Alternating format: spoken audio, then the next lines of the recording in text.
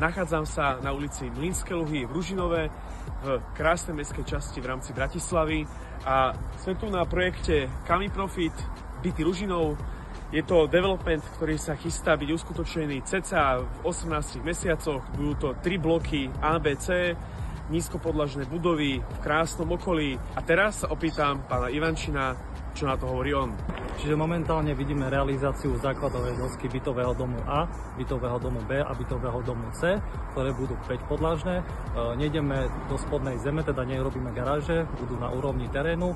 Momentálne robíme na základovej doske bytového domu hydroizoláciu spodnej stavby, aby sme ju mali samozrejme tesnú, aby nám nikdy nezatekalo.